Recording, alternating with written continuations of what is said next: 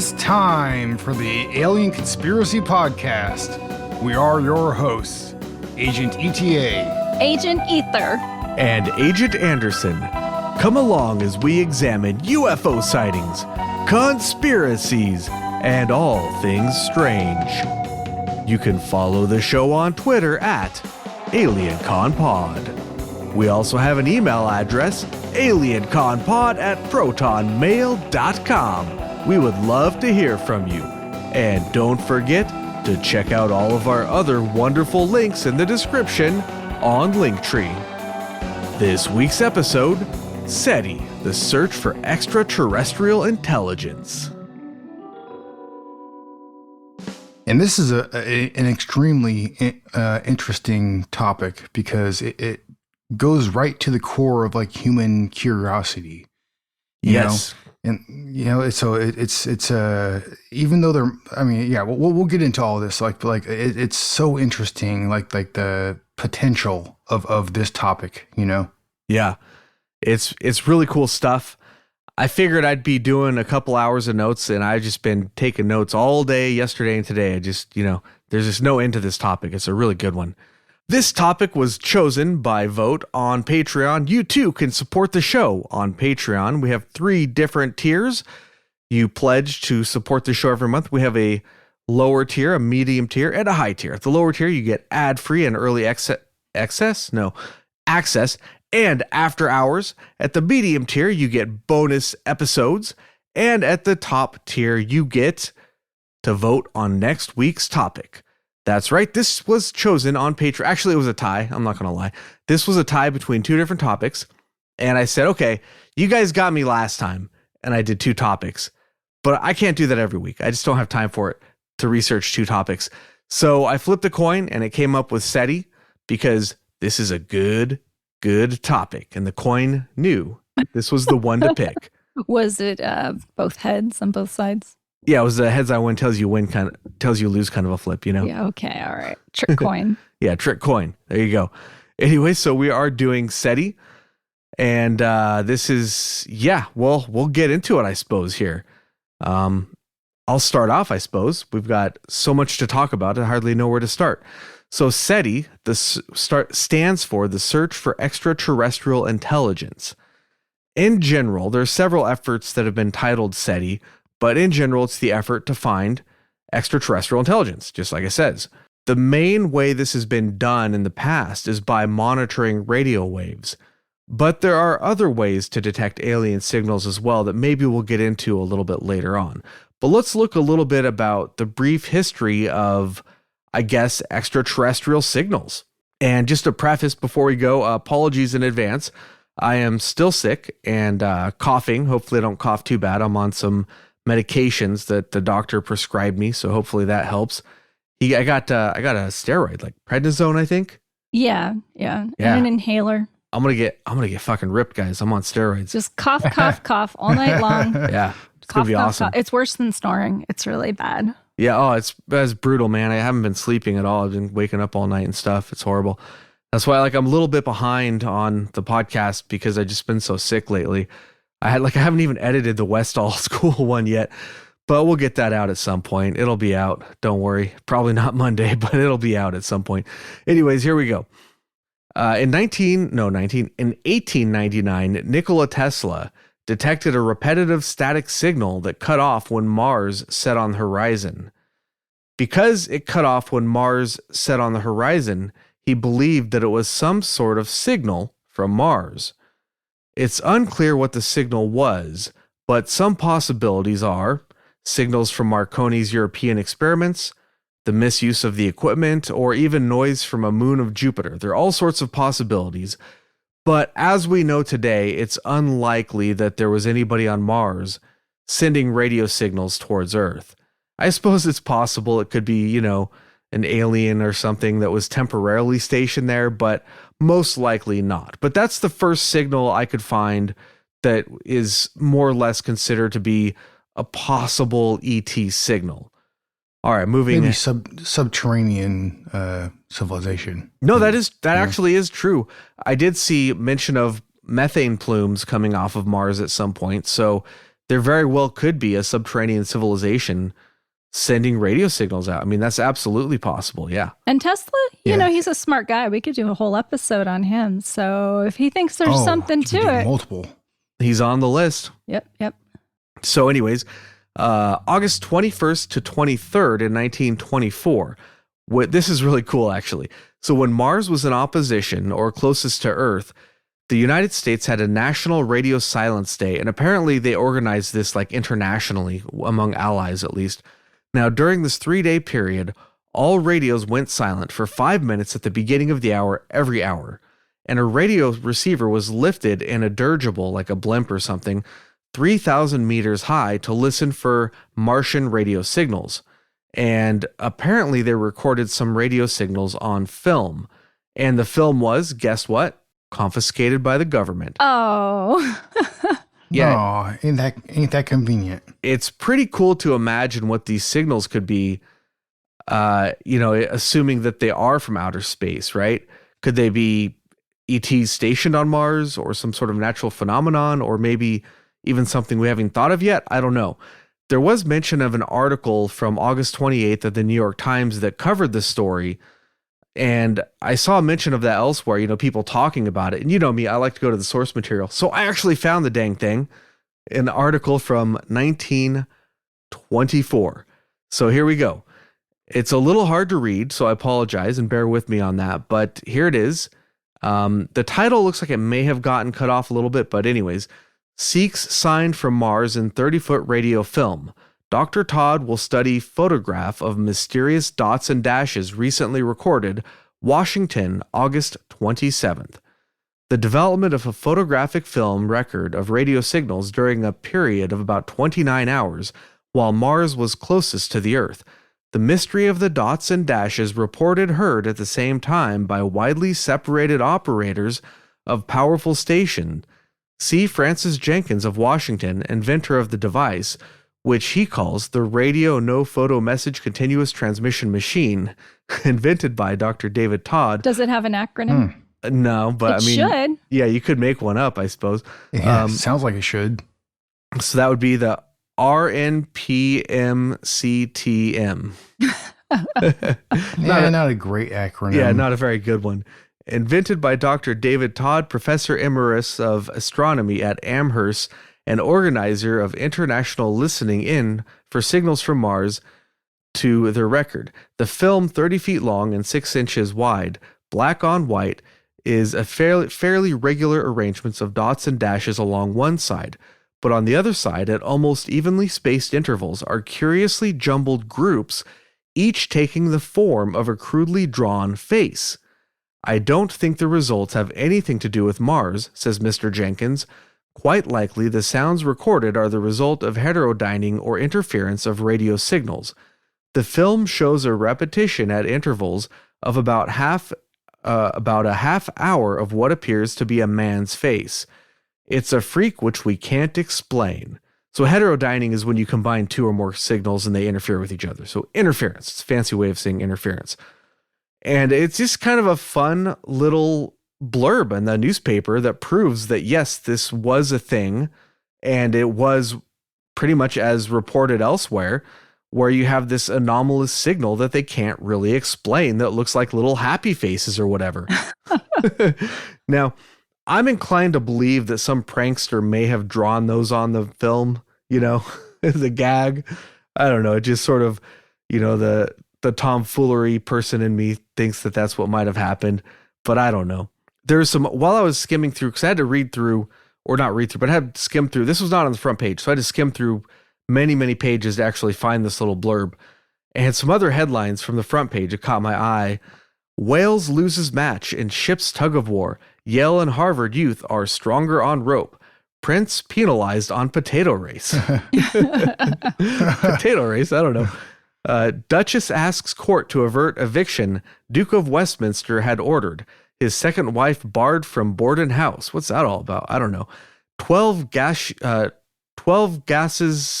gas, is that a typo? Perfume plant. Let's see. So there's a blast, 12 gaseous and blast at perfume plant. A score of others severely affected by chlorine fumes at Delwana, New Jersey. So there's a perfume plant that had a gaseous blast, and it injured people, I guess. So that's kind of weird. And it was very smelly. Yeah, so there's just a couple of other headlines, just random stuff. It reminds me of recently, a girlfriend sent me something about a chocolate factory. And unfortunately, when it exploded, it took some people with it. Oh, no. Yeah, that was very recent. That's the most delicious way to go. But there's another New York Times article that I could only find an excerpt for, or I could find it on the New York Times, but they wanted you to subscribe in order to read it. So I was like, I don't know. Not really worth the subscription. But anyways, the title of the article was Radio Hears Things as Mars Nears Us. A 24-tube set in England picks strong signals made in harsh dots. Vancouver also favored at Washington. The translator of McLean telegrams stands by to decode any message. So, like the reports say, there were many, or not many, but multiple stations picked up the same or similar signals, which suggests that it was not like equipment malfunction, and could also suggest a remote point of origin rather than something terrestrial. But we don't have a whole lot of the actual data available to us this day, so it's hard to interpret. And this was back when radio was still fairly new. It was, I wouldn't say it was in its infancy at this point, but it was not as sophisticated as it would later become. So that was just a really early, that was just a really cool thing. I was especially excited to find the actual article in the New York Times. So let's run forward a little bit to 1960, when Frank Drake ran Project Ozma. He used a radio telescope 85 feet in diameter to look at Tau Ceti and Epsilon Eridani near the 1.42 gigahertz frequency. Now, we'll hear this again and again in this episode. This frequency is called the waterhole frequency. It gets its name because it's a very quiet band of the spectrum. The wavelengths are between 18 and 21 centimeters. This band is quiet because, here's a quote, the strongest hydroxyl radical spectral line radiates at 18 centimeter, and atomic hydrogen at 21 centimeter, the hydrogen line. These two molecules, which combine to form water, are widespread in interstellar gas, which means this gas tends to absorb radio noise at these frequencies. Therefore, the spectrum between these frequencies forms a relatively quiet channel in the interstellar radio noise background. So there's these frequency spectrums, or spectral lines. You remember what those are, Agent Ether? Yeah, that's Yeah, you remember when if something gives off light, you can tell by the spectral line what element it is? we did experiments like that in physics lab, I remember. Yeah, so basically every element has a certain frequency. And at this particular wavelength, you have some very common elements that block a lot of the natural background noise, leaving the frequencies wide open for communication. So that's why they think that this would be a fairly likely place to send signals if you were going to send them between planets. Less interference, right? The term was coined in 1971 by Bernard M. Oliver. He believed that the watering hole would be an obvious band for interstellar communications, and the name is sort of a pun. A watering hole is a place where people meet and talk to each other. So this would be the interstellar watering hole, in that this is a likely place for interstellar people to meet and talk to each other on radio frequencies. So Project Ozma didn't really find anything, but they did have a false alarm that turned out to be a high-flying aircraft.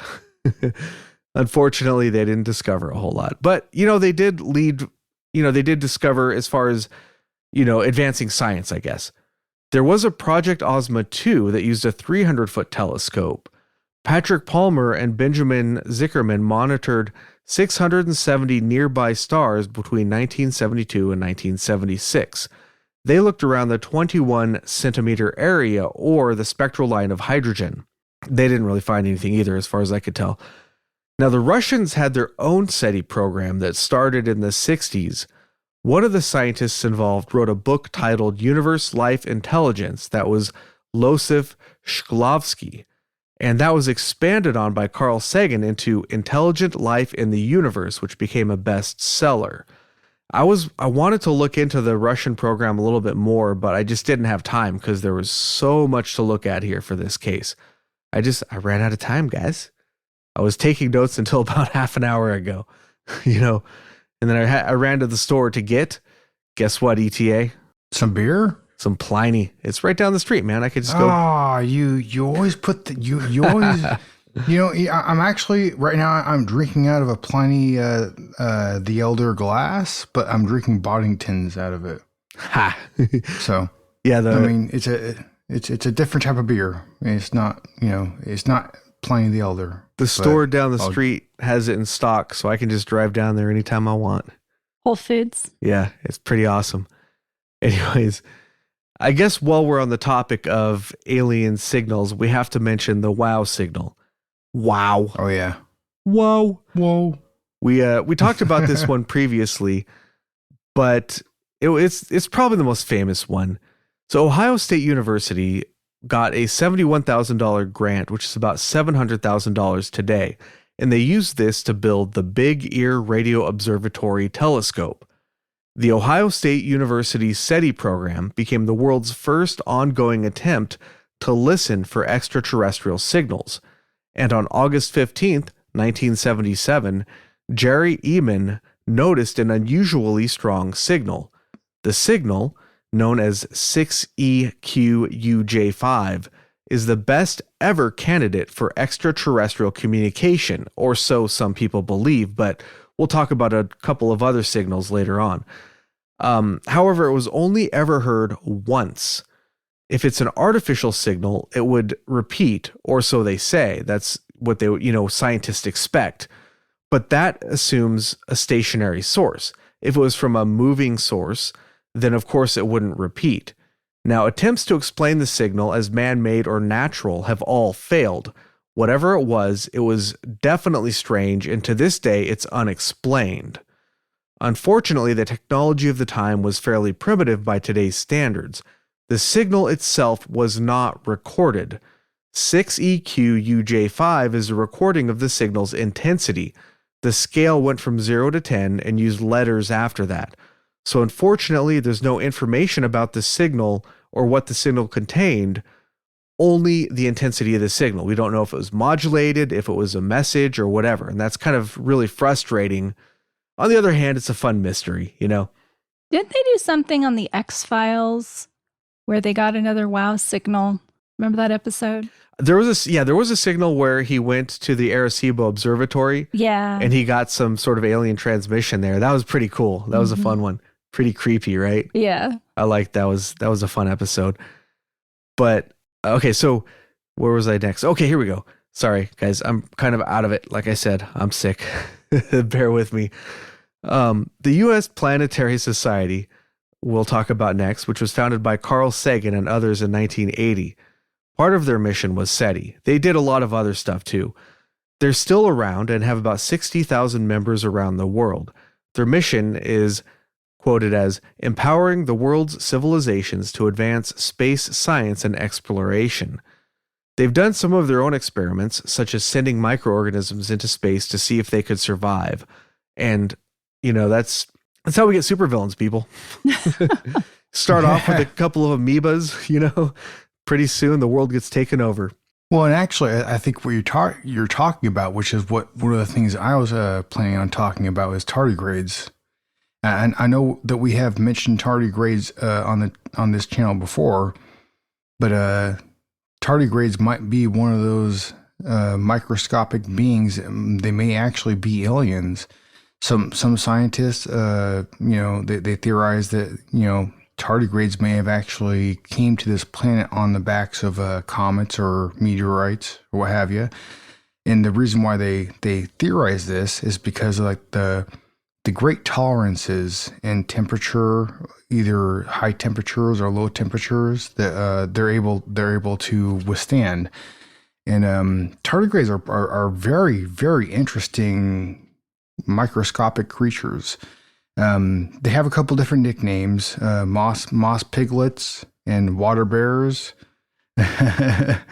but they can pretty much. I mean, they can be observed like in a low light, like microscopic or microscope, whatever. Sorry, but like the reason why like that they are so very interesting is they're found all over the world. And like I said before, these might very well be aliens on our the surface of our planet, or not just on the surface of our planet. There's very many biospheres that tardigrades are found in. They're found on on the top of mountains. They're found in like the deep sea and tropical rainforests in the Antarctic as well. They're extremely interesting microscopic creatures, and they have extreme like resilience. Even NASA has taken tardigrades out into the vacuum of space, released them into the vacuum of space, and they brought them back in the International Space Station, and then rehydrated them, and then they still were able to live.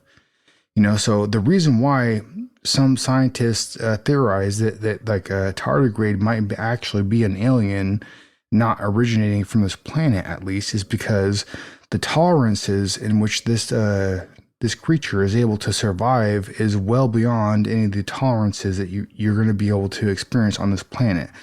So they don't think that there's no reason why it should be able to withstand the tolerances that it is. It's able to, you know what I mean? Yeah, well, some scientists, they think all life on the planet Earth comes from like outside our solar system, like from things like meteorites that have different bacteria and so forth on them. Yeah, I've heard that theory before. Yeah, and that's an interesting notion, because we don't know where life came from necessarily on this planet. I mean, we have a good idea, I think, possibly, but as far as at the very simplest level of the beginnings of life, who knows where they came from? I mean, it's I think it's definitely possible that it could have been one of those ideals like panspermia, the transfer of life from one planet to another. Like as far as bacteria goes or what have you, that's probably likely the beginning of life on any planet, Well, yeah, there's this guy Tomonori Totan. He's at the University of Tokyo, and he recently published this paper about space dust. So very small, microscopic sort of particles that come from impacts on other planets. So those impacts create these dust particles that move at great speeds throughout space and end up on our planet, maybe in the Antarctic where they're preserved. And he thinks we have the technology to detect these small objects. He says there's 100,000 pieces each year that fall to Earth. Really? Yeah. Huh. That's really interesting. Yeah, and it surprised me because we're talking about fractions of a millimeter, just big enough to have a single-celled organism. Right, but and that would be life. Theoretically possible. We could have extraterrestrial life visiting us right now. Right now. All over the planet. It's not necessarily intelligent extraterrestrial life. But it's not, but it's still life though. They may not have originated on this planet. It feels it feels like a stepping stone to me, because we haven't found anything currently. I wouldn't say anything. Well, like we've talked about previously, there's those fossils from the Mars rock. There's gases in Venus that shouldn't be there, and there's there are other speculations and evidence for life. We haven't found a smoking gun yet, but they have found evidence. Yeah.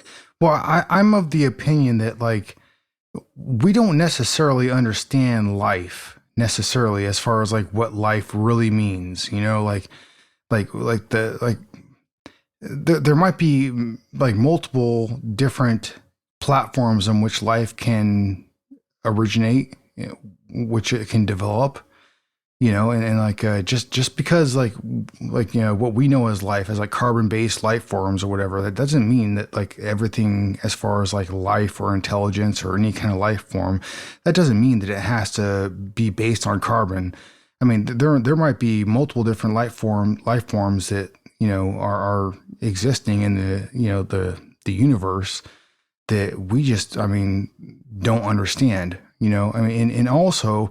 Like for example, like with the SETI program and stuff, like how much the different radio transitions or transmissions that we have sent out towards like potential targets and stuff like that to try to like reach out and communicate with other potential life forms. Who knows if from their perspective whether they're going to be able to even understand that?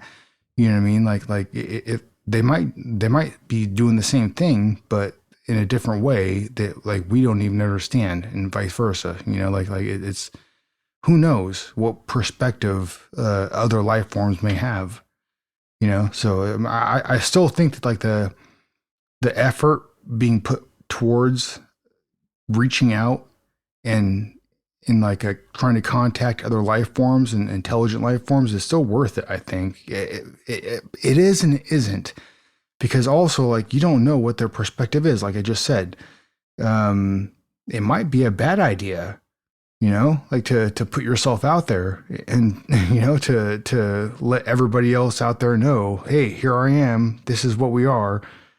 Like who knows what their perspective is? Like, could they be peaceful, or maybe they might be a conquering race? You know what I mean? Like, and then like we just gave them our coordinates, and who knows? They might be on their way towards us. But I mean, that's another thing too. Like I think that's kind of unlikely because of the vast expanses of space. There's some extremely long distances that other life forms would have to travel in order to get to us. So I mean, unless there's like obviously, unless there's like other technology that we're just not privy to, we just don't know anything about. That maybe they can travel long distances in a blink of an eye or something. I mean, like it's who knows what kind of technology there is out there. You know what I mean? Well, that's the thing about the Drake equation is it makes a lot of assumptions that whatever's out there or whatever might be out there is a lot like us. Basically, that they live in the same habitable planet like Earth that we do, and they have similar technology, etc. So when you're doing these calculations, which we discussed on a different episode, it really does make a lot of assumptions about how to define intelligent life. Oh yeah. Yeah, and I never like necessarily, I mean, the Drake equation it's a thought experiment, right? Yes. And it was intended as a thought experiment, but I never like when people take it too literally, They use it as if it can give you an actual answer. One way or the other. But it cannot ever give you an answer because we just don't have the data. It's like people will use things like the Drake equation or like Occam's razor that is almost always used incorrectly anyways. But they'll use things like this to say, well, here's an answer for you because of this idea, but you really have no way of knowing unless you go get the hard evidence yourself, Unless you go to that place and can observe for yourself whether or not there's any life there. That's the only way to get an answer.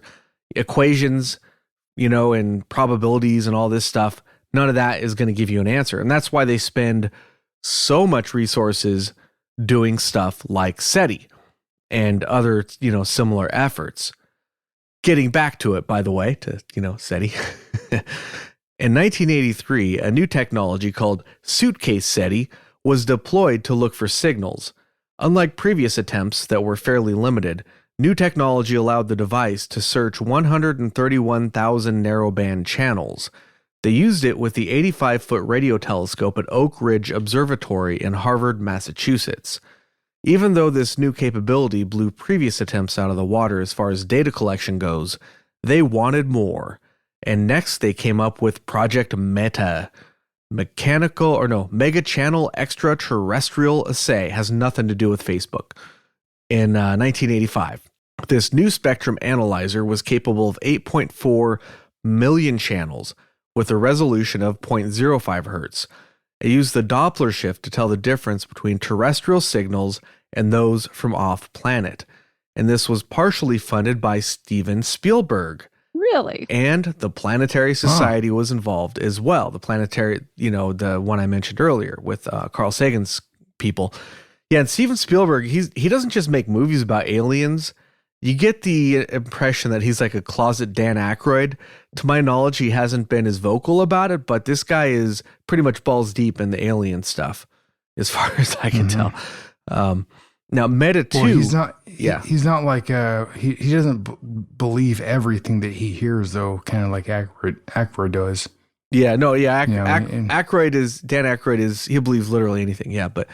So Meta 2 followed in Argentina to scan the skies above the southern hemisphere because, you can't see everything from each place, obviously. There's things in each hemisphere that are exclusive. All right, so next we had Beta, BETA, or Billion Channel Extraterrestrial Assay.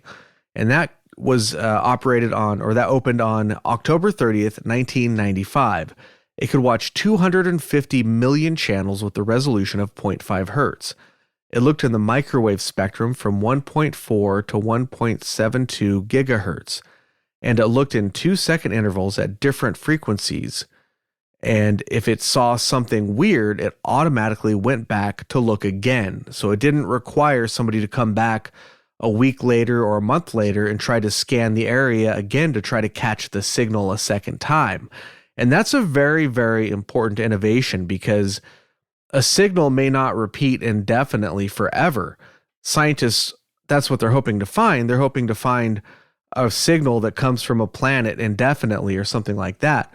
But what if it's, a spaceship that's just visiting for a few minutes and then taken off because there's nothing here that they're interested in or whatever. There's any number of reasons why you would only hear a radio signal for, a day or an hour or something. So that was a really important innovation. It had 2 different beams slightly offset, and a signal candidate would pass both beams at the same speed as Earth's rotation, indicating that it's a distant transmission and not something terrestrial. And it also had a third sensor that scanned the horizon for terrestrial signals to rule out interference. Unfortunately, the telescope that Beta and Sentinel were attached to was damaged in 1999, and those projects ceased operation. So this one didn't run for too many years, but still, I didn't really see that they had detected anything when I was reading about it, but they didn't talk about... It's hard to find the data from what these things were detecting anyways. So NASA, as you might imagine, had been involved with various SETI efforts starting in the late 1960s. And they worked with Project Orion, the Microwave Observing Project, the High Resolution Microwave Survey, and toward other planetary systems. They started their own Sirius program in 1992, but it was canceled by Congress a year later. The SETI Institute, a private nonprofit, took over some of NASA's efforts. And it was canceled. You can look this up online, the public speeches.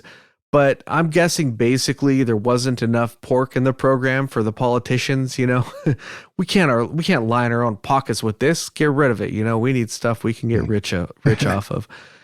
The NASA Microwave Observing Program, or MOP, that's their problem right there. Is their acronym is MOP.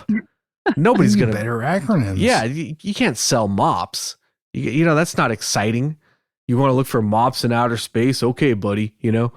Anyways, MOP was a promising program using antennas at multiple sites, but it was, shut down, unfortunately, before it really was able to accomplish too much. It was later restarted by the SETI Institute as Project Phoenix, rising from the ashes type of a thing. Oh, yeah. Project Phoenix ran from 1996 to 1998. Unlike other projects, it did not search a wide area, but targeted known nearby stars in a 200 light-year range. A lot of other SETI attempts have gone and tried to target, as many different points in the sky as possible. But this one was looking at just known stars. They used the Parkes 210-foot radio telescope in South Wales, and in South Wales in Australia, and the largest single dish radio telescope in the southern hemisphere.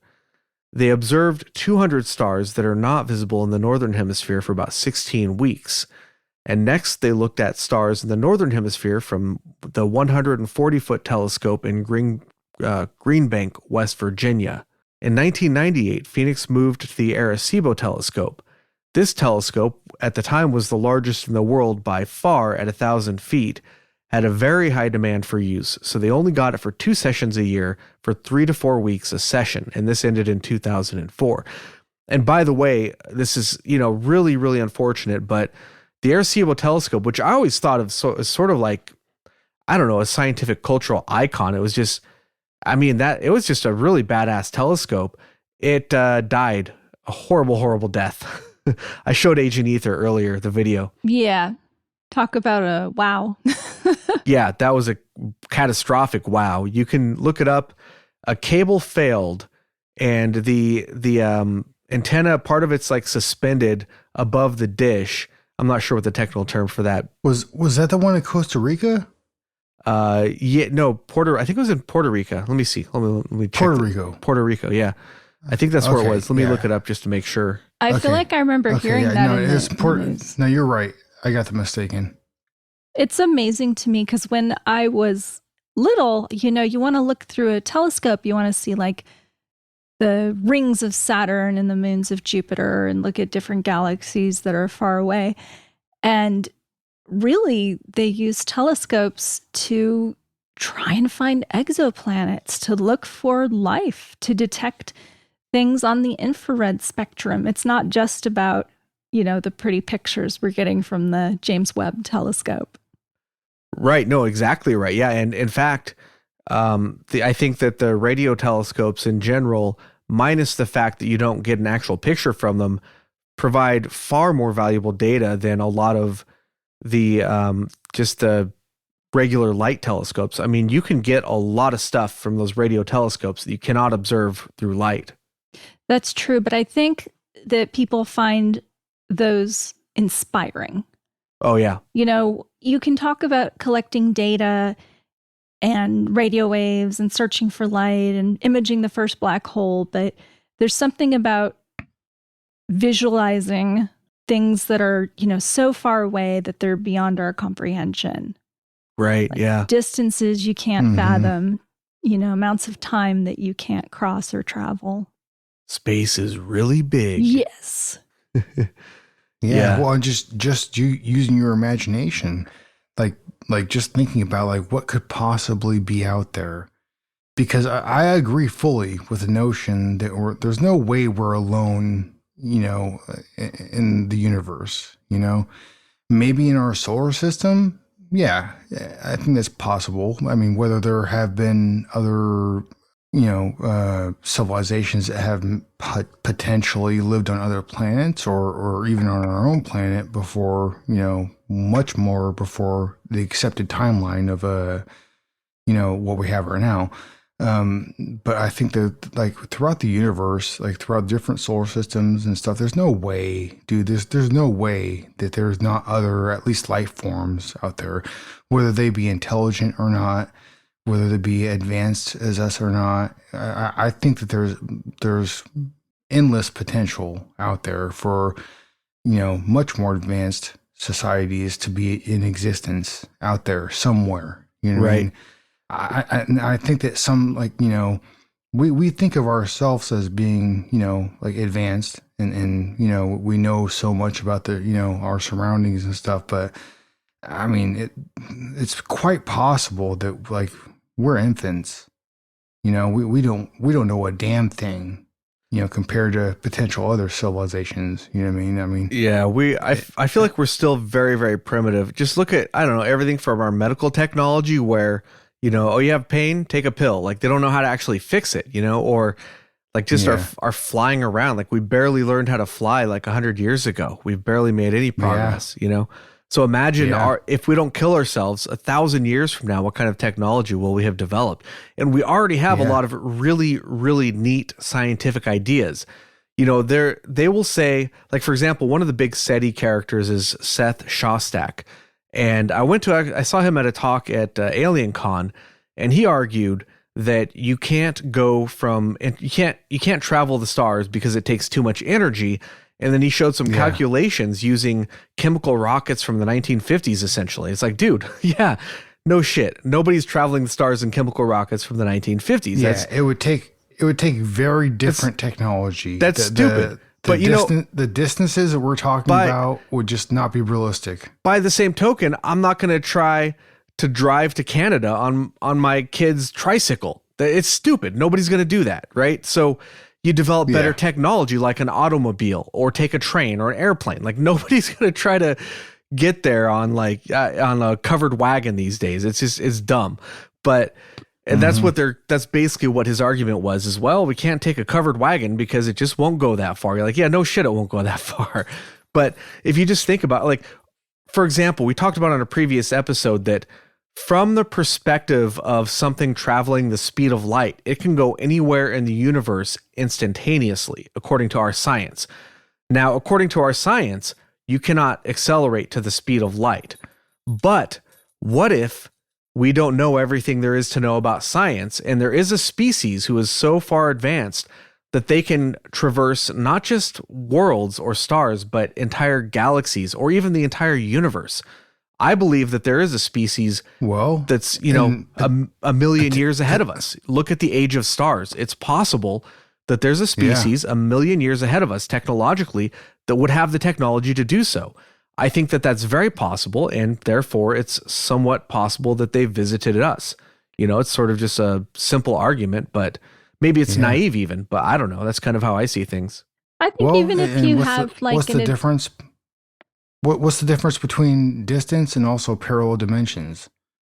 You know what I mean? Like if you could travel within like an upgraded level of a dimension, then you could potentially travel long distances, extreme distances, in the blink of an eye. And if they have if a intelligent species has traversed the third, fourth, and fifth, dimensions, then who knows what they could be capable of, I like the idea that there might be a civilization that's, let's say, more advanced than us, maybe not millions of years advanced, but advanced enough to where they understand that civilizations will reach a point where they will be broadcasting into space, and at the simplest level, the simplest technological level, they're going to be searching for radio waves. So it's not just us searching for radio waves, it's who is transmitting them and why. And I think it's because you can detect them, like if you're a young civilization. So it's not even necessarily, that you're going to find a planet full of aliens, of extraterrestrials that are just like us because they've been, transmitting these radio waves. They could still be a lot different. Yeah. There's all sorts of this is where this topic gets really fun, is when you get into sort of speculating like that, like we don't know, it's a mystery, but it's really fun just to ask what if, All right, back to Project Phoenix. So they looked at 2 billion channels for each star that they looked at. And in March 2004, it was announced that they failed to find any evidence of signals. Project leader Peter Bacchus said, "We live in a quiet neighborhood." It wasn't all a waste of time, however. For example, Jill Tarter and Margaret Turnbull, who worked in the project, developed a catalog of nearby habitable systems, or HabCat. It has about 17,000 stars listed. And I'm pretty sure I found a mention of it online. I didn't look at the actual catalog, but I think you can Google it and find the actual catalog online if you want to peruse, stars that are habitable, potentially. Data. Yeah, data. So let's talk a little bit about the SETI Institute. We mentioned a little bit. This is a privately funded nonprofit organization founded in 1984. They've done tons of stuff, but can't possibly talk about everything in this episode. Otherwise, it would go really, really long. But one thing that a lot of people get confused on, though, is that they have government funding, which they do not. They are completely privately funded. Now, here's what they say. And they are an effort to detect evidence of technological civilizations that may exist elsewhere in the universe, particularly in our galaxy. There are potentially billions of locations outside our solar system that may host life.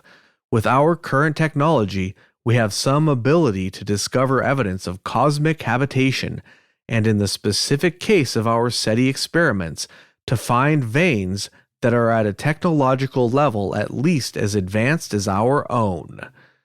Now, probably their biggest and most well-known project is the Allen Telescope Array, and it was built specifically for SETI activities.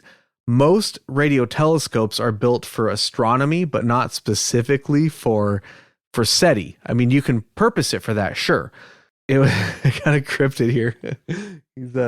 He was just on my lap, and now he wants back. I guess he jumped off. All right, here we go. Anyways, so the Allen Telescope Array was named after its benefactor, Paul Allen, who is the co-founder of Microsoft. And I was just thinking, man, I want to be a rich dude so I can get like telescope arrays named after me, you know? How cool would that be to have enough money to fund a radio telescope? You know what I mean? Well, I wish that's what more people did with their money. Yeah. You know, it used to be that they built libraries and universities and music halls and telescopes. And you don't see that as much anymore. They still do sometimes. They still do, yeah. Or they spend $44 billion to buy Twitter. Right. Oh, my That's goodness. what I'm saying. That's exactly what I'm saying. Yeah. I mean, just think about how much money that is. Some of these radio telescopes we're talking about cost between $1 million and $20 million to build. $44 billion for Twitter. To advance society in any way, but no. Yeah, for Twitter, guys. Oh, if you had $44 billion, would you spend it on Twitter? Nope. All right, what are you going to do with the other $43.5 billion? You can't spend it all. You literally cannot spend it all, you know? You got yachts, vacation houses. It's so much money. It's crazy. All right, well, let's get back to the SETI Institute. The Allen Telescope. It's planned to have individual dishes that are the equivalent to a single dish that's 100 meters in diameter. Currently, it only has 42 operational dishes, and the plans are for an eventual 350 6.1 meter dishes, but completing the array will depend on further funding. Now, the current array is operational, so it still does stuff even though it's not to its planned capacity. The full array will allow multiple observers simultaneous access. Oh, that's a big one. Yeah. Because right now you have limited access and everybody has to not only share it, but pay for it. Right. So instead of just one beam, the array allows for multiple beams. It currently is in use 12 hours a day, 7 days a week to search for signals. From 2007 to 2015, the ATA, which is what they call it, Allen Telescope Array, ATA, identified hundreds of millions of technological signals. What? So they found a lot of candidates, apparently. So far, all of these signals have been assigned the status of either noise or radio frequency because A, they appear to be generated by satellites or Earth-based transmitters, or B, they disappeared before the threshold limit of 1 hour. I was like, okay, so if you don't, a radio signal of an hour, less than an hour, they ruled all of those out? Maybe they're being just a little bit too restrictive here with how they filter out their results. Well, there's a lot of information that they have to deal with. So, and there's a lot of like interfering, stuff that they have to figure out too. I think they're assuming that whoever would be trying to communicate with us would be sending out a constant stream of data, would be sending out a constant signal. I don't think it's that we're going to accidentally pick up some planet's radio waves. I think the idea is that they're actively sending out those frequencies so that we can find them. But that assumes that they're beaming a message directly at us. What if we're picking doesn't up? Seem to be the case. What if we're picking up a signal recently that was not intended for us, but we just so happen to catch it? I find that unlikely. More likely. Well, and I disagree. Even our attempts, I'm getting a little ahead of the episode when my notes are, but even our attempts to send out messages, we don't send out messages the same way we look for them. Like the Arecibo message was sent out once for a short period of time. Yeah, and that's it. And they're usually like when we send out a message, it's usually towards a specific target. So it'll take some time to actually reach that target. So the best thing we can do is like sit there and listen, I think. I think our efforts and our funding right now are focused on listening, not on sending. Yeah. Absolutely. They have sent a fair bit of messages out, but that's a little controversial in and of itself. I'll get to that a little bit later. But my point was that like the Arecibo message was not a repeating message. We sent it out once and once only, and we did not continue to send it out. So if we had received that message, the exact same or similar message, we would have discarded it for being too short to be a real signal. That's what I mean when I think that they're being too restrictive with their criteria here. From what I understand, I think by the time that message like reaches its target, it will be like 2030 or something like that. The Arecibo message? Like, no, they sent it to something really far away. I'm thinking about it different. No, they sent that to a globular let me see. Was it Beau Message? They sent it really far away. I forget the exact cluster. It's a globular cluster, I think. Globular cluster Messier 13 in 1974, which is let me click on it here. Messier 13 is how far away is this? So I was thinking about the message that we sent to Centaur. What is it? What was it called? The closest solar system to us that may possibly Proxima have like Centauri? Proxima Centauri. Yeah. Yeah. So we have sent. Yeah, they would definitely have gotten our radio signals by now. I think Proxima Centauri. I forget the exact number. It's something like 3 or 4 light years away. I think it's 4. So yeah, something like that. It's not that far. So let me see distance. I mean, it's a long distance, but it's not as far as interstellar travel or what have you. Oh no, I'm wrong actually. So they sent the globular cluster they sent it to is 22 light years away. So it's a lot closer than I thought it was. M13 is okay. We're not talking about the gang here, people. According to Wikipedia, it's only 22 light years away, and they sent it in the 70s, so it would definitely be there by now. So, I think you can look at that one in the telescope and see something very pretty. Yeah. We should get a better telescope. Oh, we should. You mean a telescope? Yeah, we don't have a telescope. We've got binoculars to like look at the lunar surface with our kids. I've looked into that, and I don't know exactly what to get. I really, really want to get like a high quality telescope or something to where at least I can go moon watch. Mm-hmm. I've got a friend. And she said she has a really nice telescope, and we're going to take the kids out in the summer to some remote location and make a night of it with that would be cool. Hot chocolate and stargazing. Awesome. Yeah, I can't wait. But not right now because it won't really stop raining. Yeah, it never stops. It just won't stop. It's continuous. We have another atmospheric river coming through, and I feel like this water has nowhere to go. In the desert where I live, I wish I had that problem, to be quite honest. Like don't get me wrong. Like it has rained a little bit here, and there has been, there's a lot of weeds that have come up. I'm having to do a lot of weeding in my yard and stuff. But here's the thing: I will typically bring out like my propane torch and just freak out my neighbors. Like I'll do it at nighttime, for the weeds.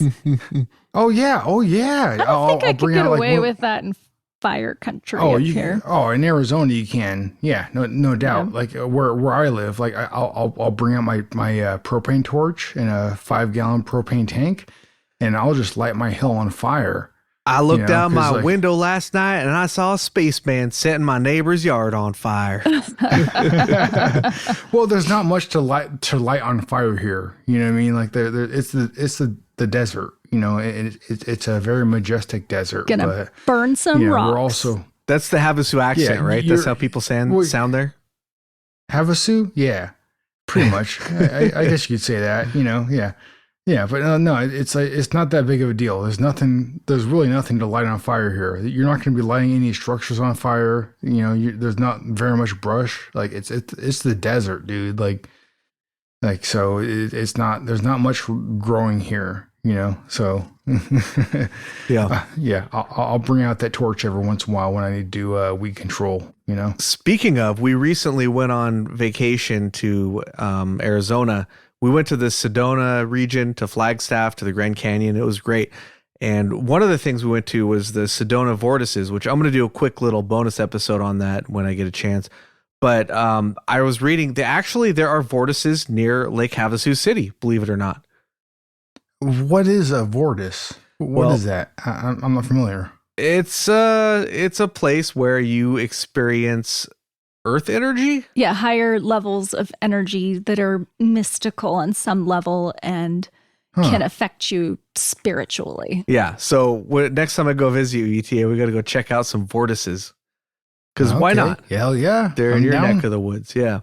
All right, so let's talk about Serendip, the search for extraterrestrial radio emissions from nearby developed intelligent populations. Oh, there's a acronym for you. This one was started at UC Berkeley, and this project piggybacks on other telescope projects rather than using its own dedicated telescope time. Berkeley has a lot going on as far as the search for extraterrestrial intelligence. I feel like it's a hot point. Yeah, they definitely have a lot going on there. Yeah. But this one, they are able to lower their funding needs because they just put their equipment on a radio telescope, and then whatever somebody else looks at, they record that as well, and they just look for stuff their own way. So it's a really cost-effective way of getting some radio time, some telescope time, you know, and it generates a ton of data that you might not otherwise be able to get. So it's a pretty awesome idea. They usually look, again, towards the cosmic watering hole that we talked about earlier to try to find signals. This effort has been running since about 1979 in one form or another. Most recently, they had Serendip 5 and 6 at the Arecibo and Green Bank telescopes. Oh, and again, if you want to see the Arecibo, Google Arecibo telescope failure or something like that. It is spectacular. But they're interested in detecting FRB, fast radio bursts, among other things. So far, they've found over 400 suspicious signals, but they haven't concluded that any of them are hard proof of an ET signal. They're just sort of candidates. One of the more prominent sources, or one of the more prominent candidates, is SHG-B02 plus 14A. I'll just call it SHB. It was discovered by SETI at home in March of 2003, and it was originally detected by the Arecibo telescope and observed 3 times for a total of about 1 minute, and it was at 1420 megahertz in the watering hole. The source of the signal was between the constellations of Pisces and Aries. There are no stars within 1,000 light years in that specific direction. The signal was very weak and had a rapid drift between 8 and 37 hertz per second. SETI at home has denied the media reports that it's an ET signal. They say it could be a random artifact, cosmic noise, or even some kind of glitch. Because every time one of these signals gets detected, the news jumps all over it and says, "We found it, guys. We found the aliens." And then the scientists, they always come out and say, "All right, hold on a second, guys. We don't even know what this is yet. We haven't had a chance to look at it. We want to investigate it and see what it is and rule out things." Unfortunately, you have a bunch of people working on these projects, and someone always leaks something to the media. Yeah. Instead of letting the scientists take their time and analyze the data, double check things, figure out what's going on, draw some conclusions, and then they're expected to immediately have an answer for these signals. Right. And then the scientists say, you're going to have to give us a few months or a year or two. That's right. Wait until we publish. Yeah, to publish, because it's not easy. We're talking about really complicated science type stuff here. And they also have to rule out, satellites and terrestrial vehicles and airplanes and, TV transmissions. And there's all sorts of mess all over the radio transmission spectrum. So you have to do a lot of work, I'm guessing. It's not like you just press a button that filters out all the stuff. You have to check a lot of stuff, So that's why it's so problematic. Some buttons are pushed. Oh, I'm sure. And filter stuff out. Oh, yeah, they do have automatic filtering, and there are certain characteristics of the signal that I mentioned some of them earlier that say, certain characteristics, like if you have a single fixed point, like let's say for the WOW signal, and it gets, as the radio telescope looked at a fixed point in the sky, the signal got louder and quieter as it swept the sky. That means that it probably was coming from space. Hey, Ozzy Mima's here. What's up, Ozzy Mima? Welcome to the show. Thank you for joining us. All right, where was I? Before I have to edit out that coughing fit. So returning here, if it sounds like something got cut out from the episode, that's why I was coughing. All right, I was talking about SETI at home and this particular signal. There are a couple of stars within 100 light years that are in the general vicinity of the signal. For example, L1159-16 is only 14.6 light years away, and it's in the ballpark of where this signal generated, but they think it's not close enough to where the signal came from for it to be from there. It's just sort of in that general area. Now, I mentioned fast radio bursts. This is a transient radio pulse anywhere from a fraction of a millisecond to 3 seconds. Their cause is unknown, but it must be something with high energy. They're extremely energetic, putting out about the same energy in a millisecond as our sun puts out in 3 days. They either don't repeat or repeat irregularly. Only so far have they found one that repeats regularly, which is FRB 180916. The full name for this, I guess, is FRB 180916.J0158 plus 65, or R3, was discovered in 2018. It came from a galaxy about 457 million light years away. Oh, look at that.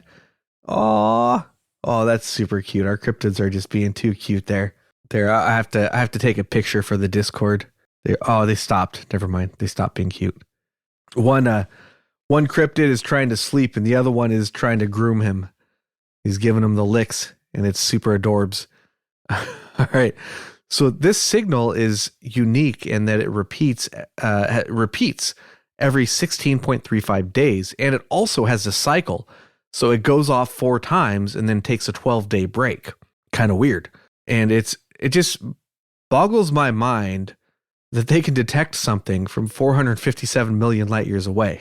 That's pretty crazy, right? But here's a quote from Wikipedia about this particular burst.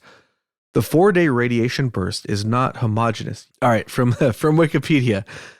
The 4-day radiation burst is not homogeneous, but is instead characterized by a pattern of subbursts. The pattern of radiation activity within the 4-day bursts is never exactly repeated. However, there is enough similarity, i.e. alignment of the subbursts from period to period, to suggest that they form a part of an original repeating pattern with internal structure of some complexity that has undergone distortion in the intervening 457 million years and 5 billion trillion kilometers. In March 2021, astronomers reported that the area producing pulses of FRB 108916 is about 1 kilometer in scale, based on the studies at extremely short timescales. So we have something that's coming from 457 million light years away, and they're able to narrow it down to 1 kilometer. That's insane. Unless I'm completely misreading that, I don't know. But so nearly all fast radio bursts have been detected from outside the Milky Way, but one was detected from within our own galaxy in 2020. And this is probably what caused COVID.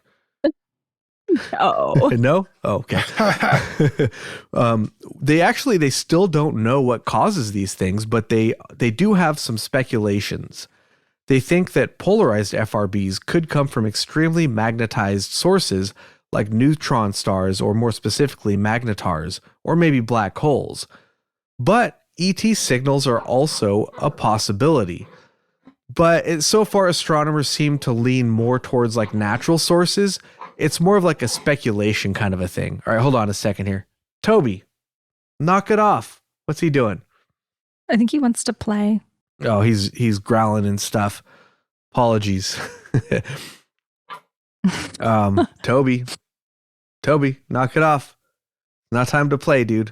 He's making a ruckus, a little butt. All right. So there is some discussion about the possibility of them being ET signals. I mean, hold on.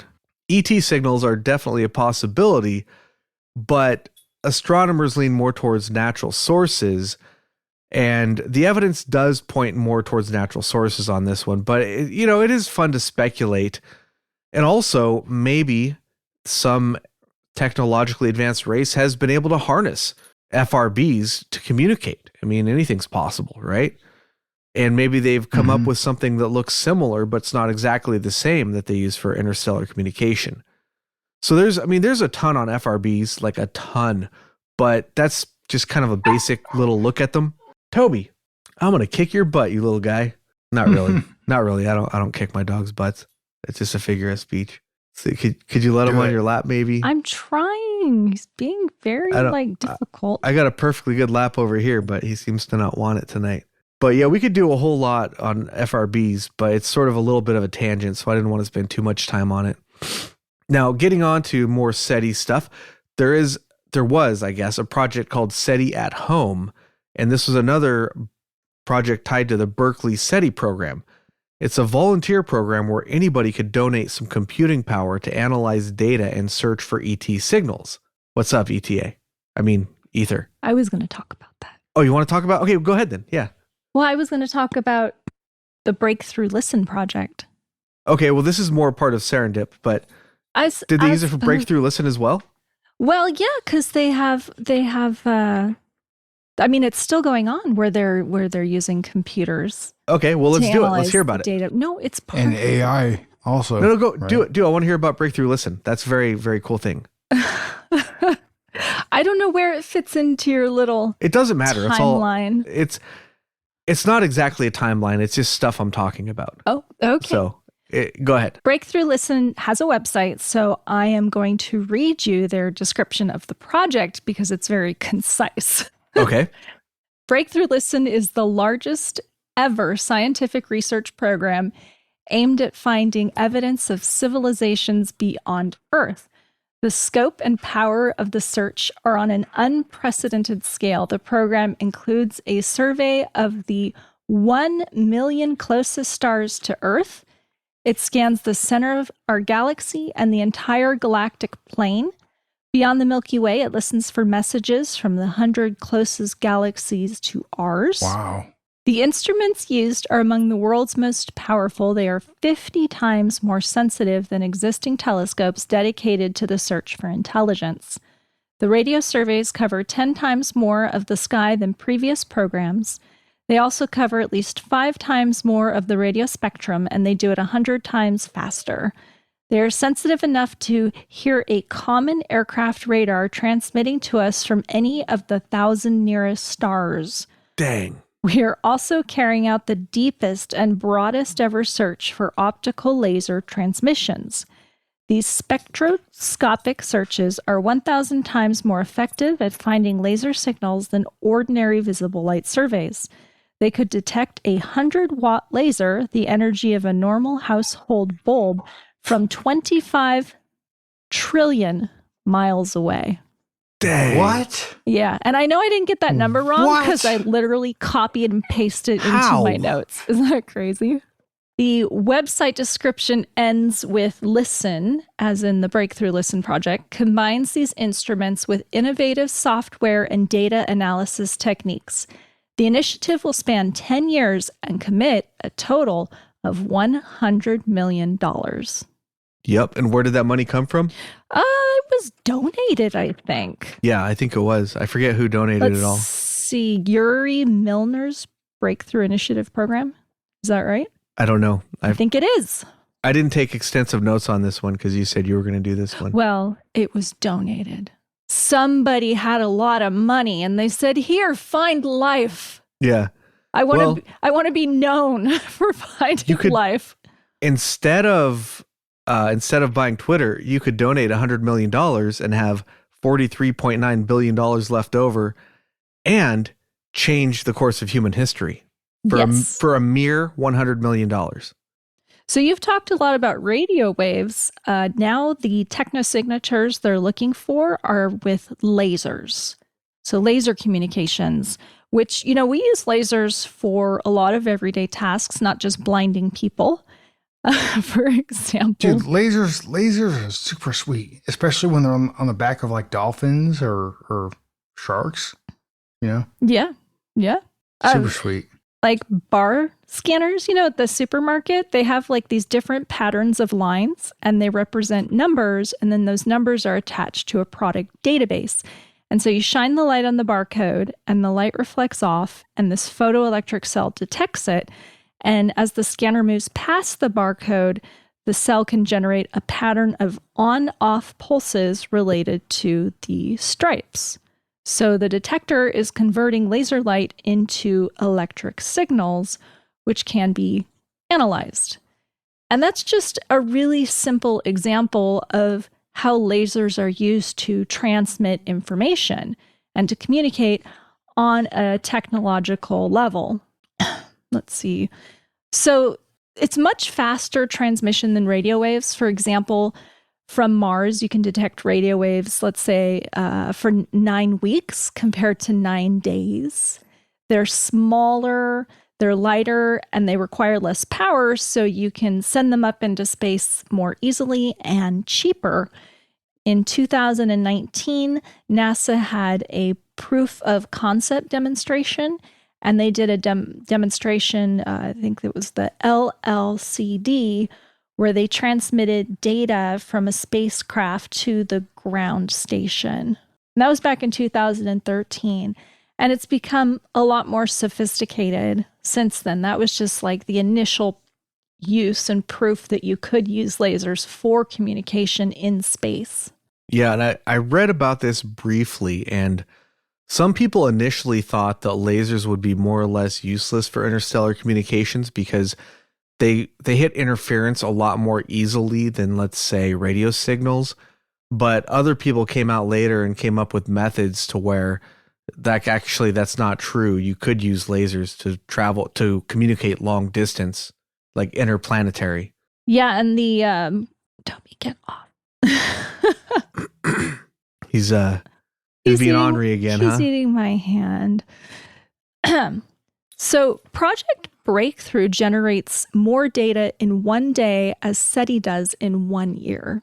Wow. Yeah, a lot of data. And that's big. AI. Oh my gosh. There's a catalog of everything they want to observe. It's called the Exotica catalog. And like Agent Anderson said, these catalogs are available online. And they kind of want to search for a little bit of everything. So they're looking at white dwarfs, brown dwarfs, black holes, neutron stars, not just, planets or galaxies. They're looking around. Looking around. All right. You can actually go online to, I think it's Berkeley, UC Berkeley SETI, and they have all the data available for download. Now, don't download it all at once because it's a lot of data, but they're working on developing an open source software for users that will be available on their site so you can help analyze data, not just using your computer for computing power for the project, but actually as an individual analyzing data, looking for life out there. I read about, I don't know if it's still a thing, but I read I think it was in 2011, somebody, oh no. Oh dear. That's the sound, or my noise removal software is not going to get rid of that. Here's the squeaky. It's a squeaky toy. See, it's not, my software ain't going to take care of that. That's too bad. That's too noisy noise.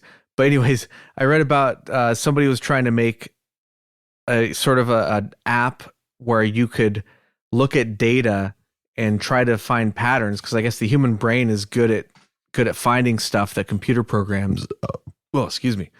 I guess the brain is good at finding patterns that computer programs have trouble with. So they tried to make it similar to like a video game where you would go through and try to find these patterns. And the scientist in charge, it was, I forget what the lady's name was, but she said something like, imagine if you could listen to a data set like it was music and find patterns that way. And the idea was to try to engage average people who don't have a scientific background so that they could help identify patterns as well, because that's one thing that whether or not they were able to achieve anything with SETI at home, which I'm sure Agent Ether will get to, what they did for sure prove was that this was crowdsourcing these jobs, and the computing power is absolutely viable. They succeeded beyond their wildest dreams as far as that goes. You too can create an account at einsteinathome.com, and it automatically uses your computer once you sign up to be a user. There's nothing to download, and it takes part of your computing power and uses it to analyze this data. Yeah, and I guess the way it works is that when you're using your computer, most of the time, unless you're using something like a video game or like an AutoCAD program that is really processor intensive, usually you're only using a fraction, like 10, 20% of your total CPU power, because modern day computers are very, very powerful. Like they've gotten really good in the past couple of years. So donating a few extra percentage points to the project, you're not going to notice it at all. And in exchange for doing this, you get credits called cobblestones. I like the sound of that. So the more your computer is being used, and there's specific algorithms to determine how you're awarded these, but you get bragging rights. You can publish them on Facebook. And it kind of reminds me of Bitcoin because it relies on volunteer computers doing work to solve a problem. And you work together on a team or a project. And then some projects like Planet Quest want to allow individuals to name planets discovered using their computers. That would be so cool. What would you name a planet, Agent Ether? Agent Ether. I'm just kidding. I would name a planet Xena because I think they have a planet Xena. No, they found a planetoid or a big asteroid, remember, that had had a little tiny moon or something. Mm-hmm. And there was a lot of people voting to name it Xena and Gabrielle because at the time Xena was a real big show. But I guess that vote failed, unfortunately. They lost the vote. But that would have been cool to have like a fictional character instead of, more like a Zeus or something like that. But it was just, so I figured if I ever win that, I'm going to go back on that and be like, okay, we still need that Xena out there. So that's what I would name it. Well, as a bonus for downloading and running Bionic on your personal computer, you can get a really cool screensaver. Oh, yeah. Here's the thing. I got a Chromebook and I tried for like an hour to get this screensaver to work. I wanted to maybe open it in a link like in my browser and see if I could just use it that way. I just couldn't figure it out. But if you have Linux or Windows running on your computer, you will get access to the screensaver, and it's interactive, and you see a lot of graphics, including this bar chart, which is a feature of radio pulsar searches, and it analyzes it in real time and it plots the current power spectrum. So when the frequency bank lights up, like in a bright white, the signal is significant and it could indicate a pulsar. It was pretty hilarious. We were out at a cafe earlier having some coffee.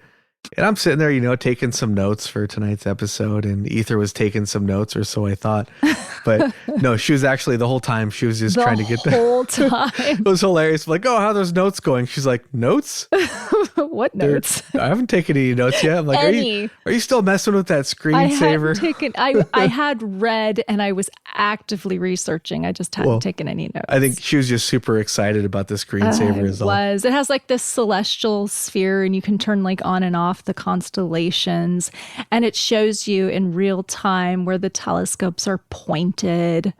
It looks totally awesome, actually, to be fair. Because they're using 3 telescopes for this project. They have in the Northern Hemisphere, the Green Bank Observatory.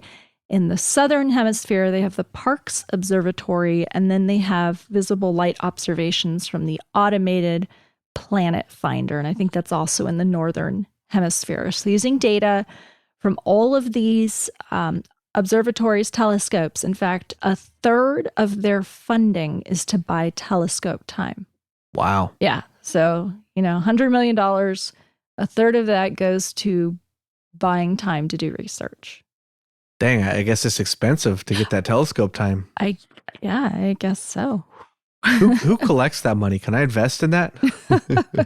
Well, I imagine it's really expensive to maintain. Yeah. To just maintain the telescope and have the staff and so forth. Or they can collect the money and not maintain it at all, like apparently what they did at the Arecibo Observatory. Really? Which they clearly didn't maintain because I see. The cable snapped.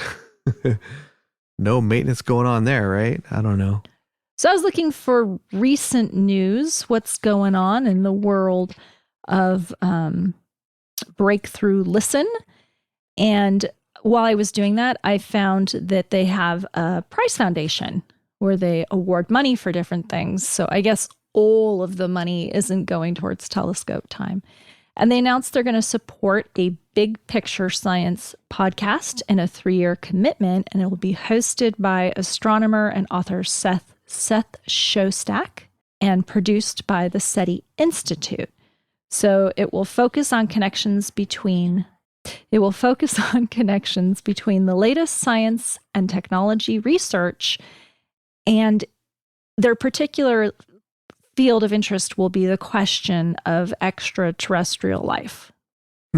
Podcast, very sciencey, about extraterrestrial life and what's going on out there as far as the science and technology. It'll talk about the Breakthrough Initiative programs. So you did a little bit of research on this signal. I read about it briefly. The signal we're talking about is the BLC-1 signal, which is the only candidate so far that looks like it might be an anomalous or a technosignature that they found from Breakthrough Listen that was, they've found certain signals, but this is like the signal. Let me scroll. This is way, way down on my notes. So let me go ahead and scroll down. I'm like only halfway through my notes here. I might call it quits and do the rest as a bonus episode. Maybe we should do the BLC one as a bonus then. No, let's do the BLC one and maybe end it there because I don't know. Well, it's not BLC one's not going to be a whole episode worth of material. That's true. Okay, that's true. I found it. Breakthrough Listen Candidate 1 was observed during April and May in 2019 from Proxima Centauri, our closest star. What? Bum, bum, bum. All right, what do you got on this one? Well, I have more on the side of what scientists think now. So how they've analyzed the data since then and the opinion of a couple of different researchers. Okay. That's what I did it on. Do you have an overview of any more about the signal? Oh, sure. I can go over the signal. Yeah, go over the signal. So the signal frequency was 982.002 megahertz, and it was detected for about 30 hours total. The Doppler shift was inconsistent with what would be caused by the movement of Proxima b. In other words, it has an unusual and unexplainable frequency drift, which suggests an artificial source. That's not something that happens naturally in this case. Now, they say that it's nothing, that it was just noise or whatever, and it's super unlikely for life to be on our nearest star. And even in the article, I found some probability like, negative 10 to the power of whatever. It's like, yeah, it's so unprobable that it's not going to happen.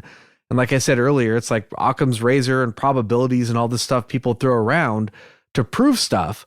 But I disagree, because probability and stuff can be useful, but it doesn't define what's actually there.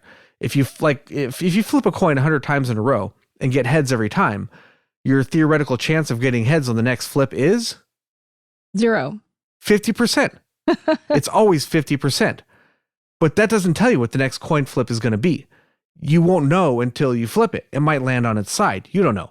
But there's no way to say the reality of the next flip. You can say there's a 50% chance, but that doesn't tell you what it's actually gonna be, right? So you can't use all this math and these philosophical ideas to say, well, they're probably not there, so therefore they're not there. No.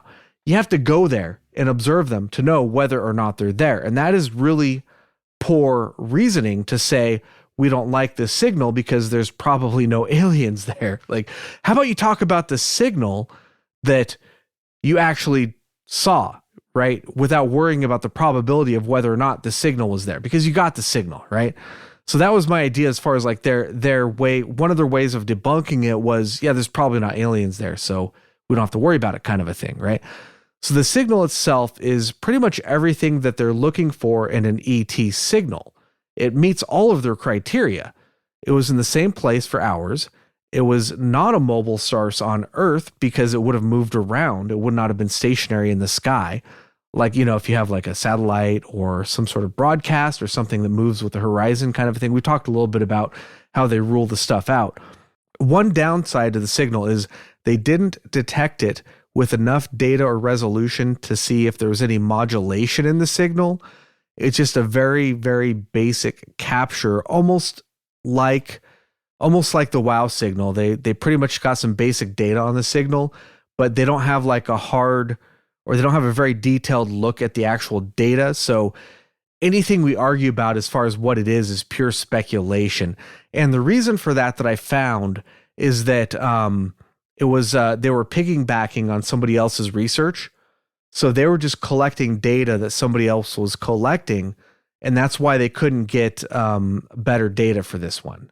So I didn't have much time to look into this one because I thought Ether was going to do this signal because I thought it was like pretty interesting, but she didn't. So at the very, very last minute, remember I said I was taking notes up until like the last minute. This is what I was taking notes on, but I didn't have time to do a deep dive into it. Some of us were busy trying to make screensavers work. Okay. I know. Yeah, it's a very important job. So that's the little bit I have on it. I'm convinced that this is something worth looking at and that it's not nothing. It's possible that it's anomalous, but I didn't have enough time to look into it myself to have a hard opinion on it, if that makes sense. But I do think it's very, very interesting. And from what I've seen, I don't necessarily dismiss it. But then again, I'm not a scientist. Well, what do you have? It was detected a while ago. It's not like it was detected yesterday or last year. So now, after it's been leaked to the press, like we talked about earlier. Yes, this one was leaked to the press before.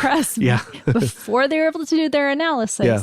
Now they've had time. There's been a lot of publications. People have been able to turn it over in their heads, kind of figure things out. And by people, I mean, astrophysicists, professors of astronomy, scientists.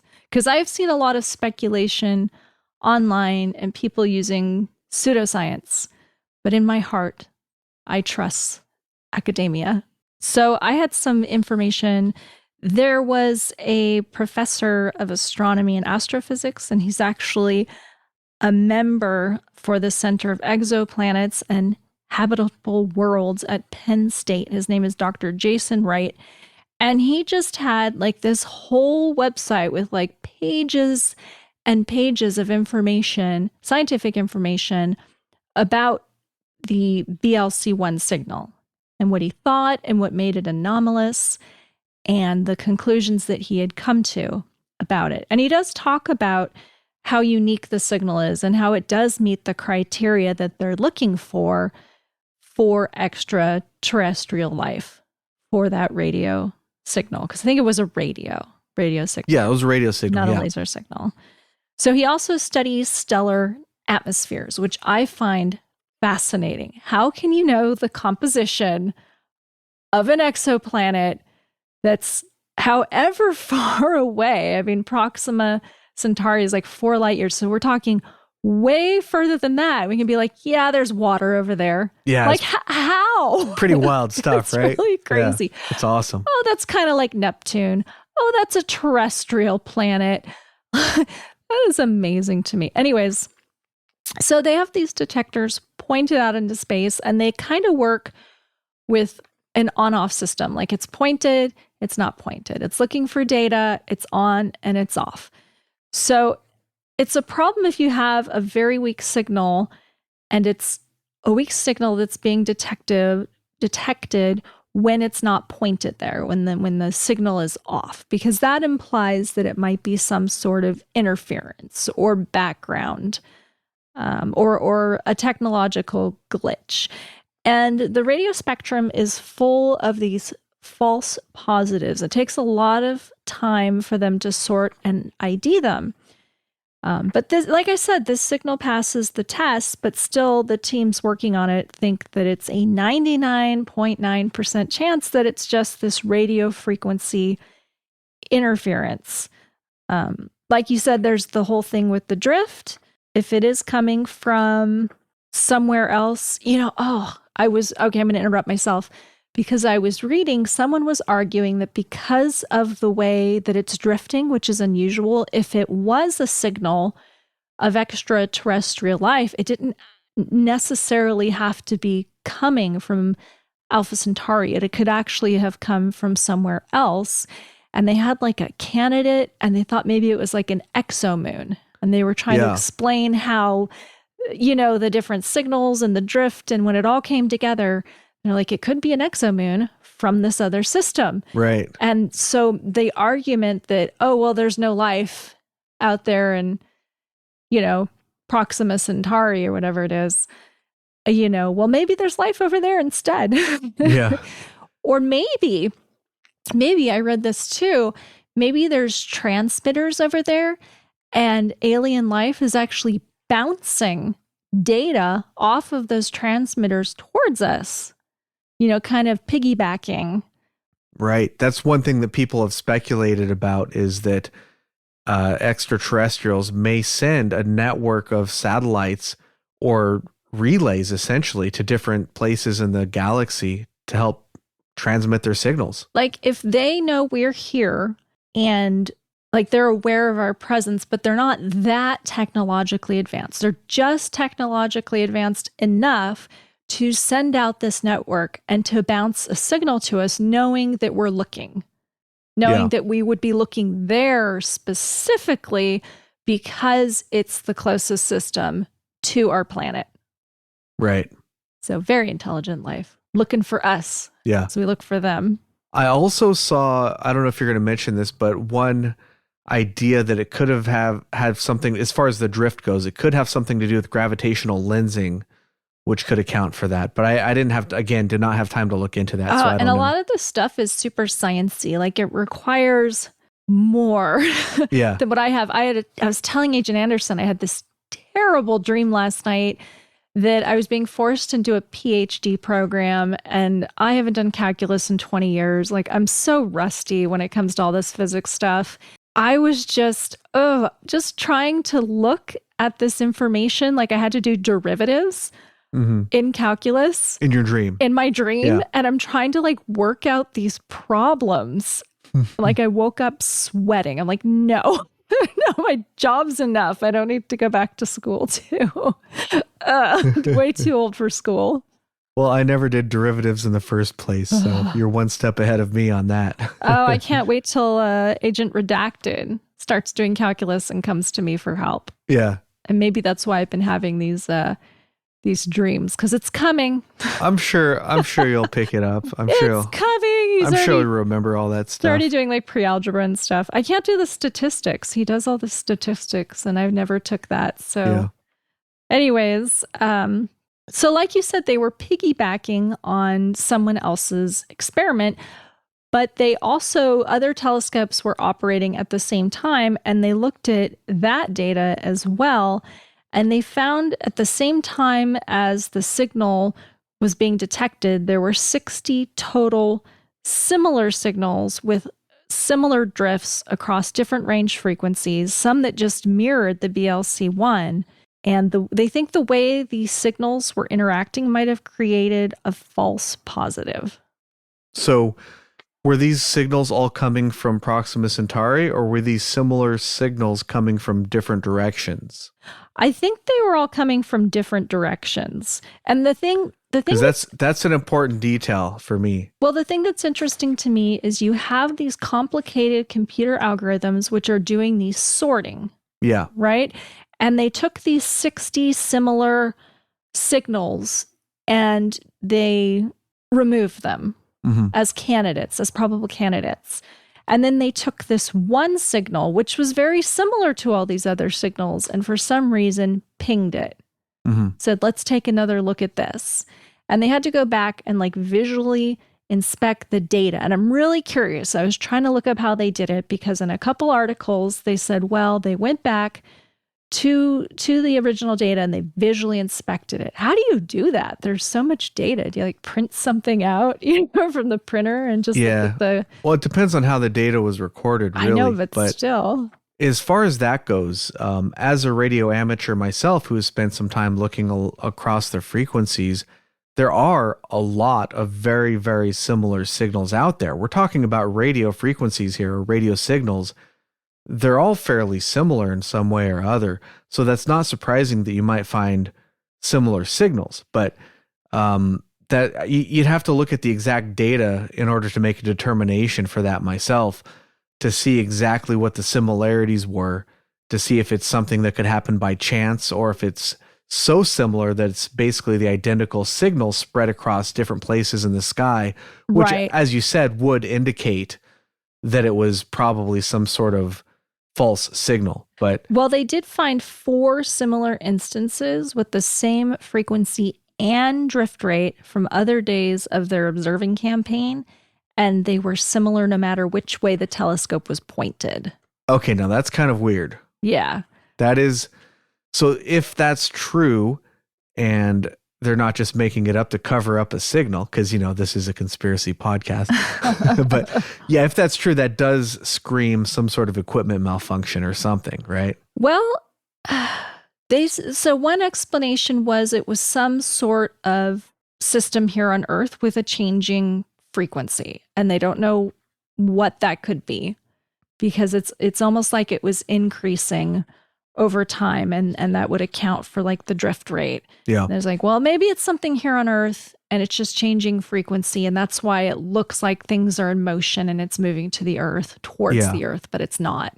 Well, and also just to I guess remind everybody or whatever, if you're not familiar with radio signals, like literally everything can throw off a radio signal. If it can conduct electricity, it can theoretically throw off a radio signal. So there's all kinds of stray radio signals flying around all the time. Yeah, there's so much, I'm going to call it just junk. Yeah, there's a lot. Just junk out there. There's a lot of radio junk. Yeah. Yeah, and so these programs are amazing. Like there's so much data. It's being fed into these computers. You have this network across the globe of people working together to analyze these problems, to provide the computing power that's needed to look at these million stars. Yeah. And not just the computing, but I mean, just the people who come up with this stuff. Like, it just boggles the mind, the scientists behind these things. How did they figure out how to detect a light bulb, how far away you set? I don't even remember. Like, who figures this stuff out, man? This is some pretty mind-boggling stuff. Well, what's that quote about standing on the shoulders? Yeah, standing on the shoulders of giants. Giants. That was Newton, right? I think that's part of it. Right, like, yeah. We have all of this technology and information readily available. You go to school, you go to university, and there's just so much. Yeah. for you to learn that's already been discovered, so you can use that like as a building block for your own ideas. Yeah. It just fascinates me, the stuff they're able to discover. Like, even with, like I mentioned before, with like just the Doppler shift, what have they been able to discover just using the Doppler shift in astronomy? It's, like the age of the universe or, stuff like that. It's just crazy. Yeah. Yeah, totally. But it took a genius to realize you could do that with the Doppler shift. I wouldn't have thought of that.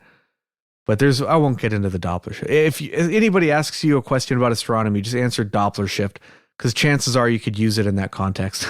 It's like on the Big Bang Theory when Sheldon dresses as the Doppler effect. Oh yeah, that was awesome. Oh my God, he's going around making noises at people. Yeah. The Doppler effect.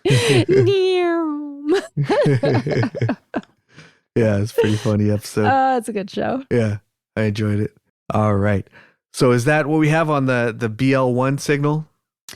Yeah, I was kind of arguing from the skeptical side of things, but a lot of people think it is another wow signal. Yeah, I think of it as a wow signal. I was sort of arguing from that wow signal perspective, but like I said, I really don't know enough about it, and I didn't do enough of a deep dive to like come out on a strong opinion and say this is an anomalous signal. But I don't know, from what I read, it does seem like it has some potential there. But I like how it meets the qualifications, right, for what they're looking for. There's like 4 qualifications, and they're like, well, yeah, it does match all these. Yeah, right here, these 4. It's like the only signal we've ever gotten that was a candidate. Right. So even if it turns out to be a false positive, at least it's a result. Right. And we're talking about, they have to, like we were mentioning earlier, they have to sift through so much data. I'm excited if there's a time that comes within my lifetime where they discover, or they get, let's say, quantum computers running, where you can, instead of, well, basically like, in the 80s, you had a pocket calculator you thought was pretty nifty. And then, they came out with the Atari 2600 and you thought that was pretty nifty.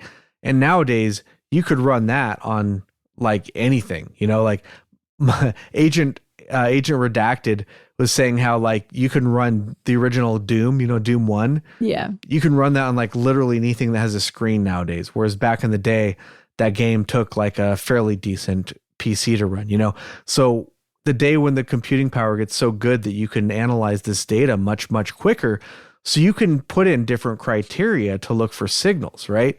So instead of being very, very restrictive, you could be very, very restrictive and put a different set of data points in, right?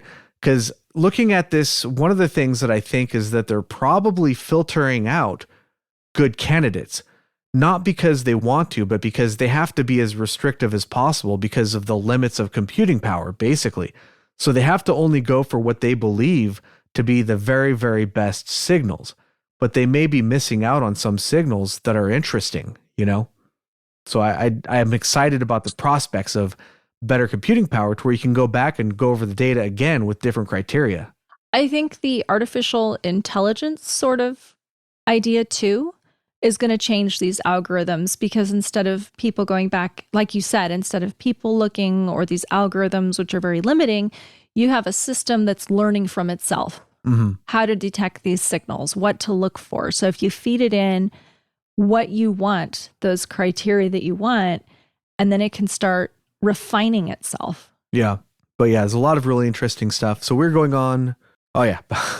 Enough. I'll probably cut some of this, but right now we're at about 2 hours and I am sick and I'm tired. So I think I'm going to do the rest. I have some more notes I want to get through, but I'll probably do that for a bonus episode because it's just really too much to get through right now. And like I said, I don't know if you can hear it. I think I'm starting to lose my voice already anyways. So I don't know how much longer I got, but so I'll probably cut it short right here and do the rest on a bonus episode, because there's a ton of stuff we didn't talk about. Like, for example, the oh my God particle. Are you aware of this, Agent Ether? If I am coming down with what you have, I'm going to be really, really sad. It's not that bad. You just cough a lot. That's my only symptom, is a lot of coughing. I don't feel that sick. Probably lethargic, loss of energy. No fever, no aches and pains, no nothing. Just my lungs are coffee. That's it. So hopefully you don't get it. But if you do, anyways, have you heard about the oh my God particle? It's pretty cool stuff. So that and some other stuff, maybe I'll talk about on the bonus episode, because we've gone way too long for me. And that's about all I got for tonight. So thank you so much for listening, and we'll catch you next time. Keep it strange.